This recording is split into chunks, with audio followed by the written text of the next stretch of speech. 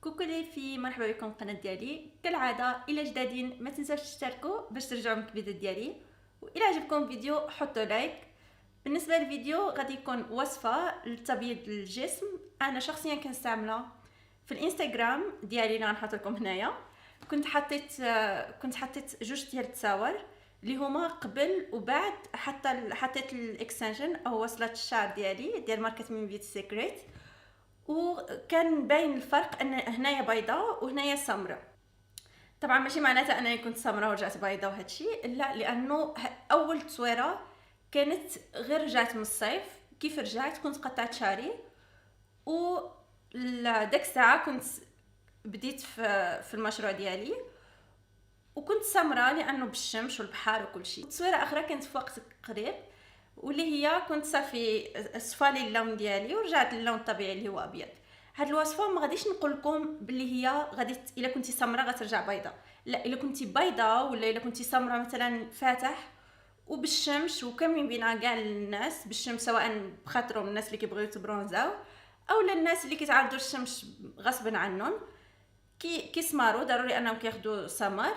هاد الوصفه غادي تحاول لكم انكم تفتحوا البشره ديالكم قدر الامكان باش ترجع اللون ديالها الاصلي الطبيعي. الا كنتو بيض غترجعوا بيض، ولا كنتو سامرين مفتوحين غترجعوا مفتوحين، والى اخره. وغير حيتاش هدرت على الاكستنشن باي ذا واي تحت قوسين، الكميه قربت تسالى. البنات اللي باقي ما طلبوش يطلبوا، لانه كاين الوان اللي تسالاو.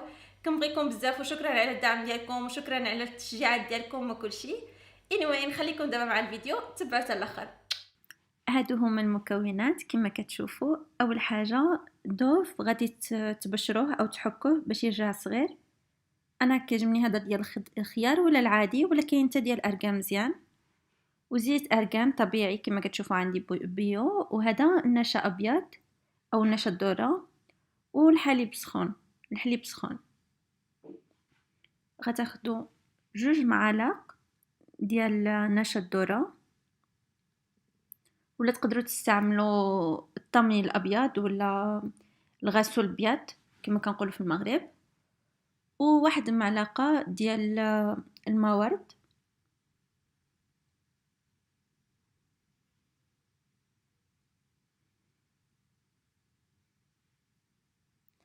وواحد معلقه ديال زيت ارغان.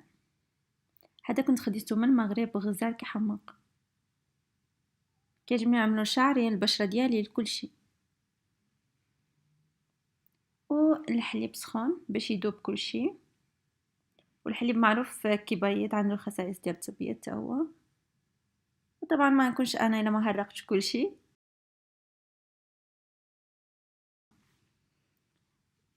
المهم غادي نبقاو نخلطوه.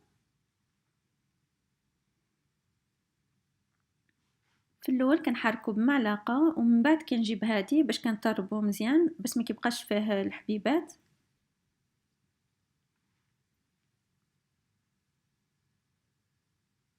خصها تجيكم خاطره هكذا شويه بحال كريمه. ومرها كنغطيوها بالسلوفان وكنحطوها في الثلاجه لمده 12 ساعه مينيموم. كترجع بحال هكذا بحال كريم. مرها كتعملوها لجسمكم. بالنسبه للجسم كتقدروا تخليوها 12 ساعه، مثلا تنعسوا بها ولا تعملوها في الصباح حتى الليل وتغسلوها. والوجه نص ساعه في وجهكم كدهنوها هي كتشرب، ومرها كتغسلوا وجهكم بالماء عادي. وغادي تشوفوا النتيجه من سيمانه اللوليه، غادي تشوفوا يوميا عملوا بحال هكذا، ومرها بقاو تعملوا كل 3 ايام حتى توصلوا لدرجه البيض اللي بغيتو. كما كي شفتوا كيتشرب كيخلي البشره رطبه وريحه الذوب كتحمر.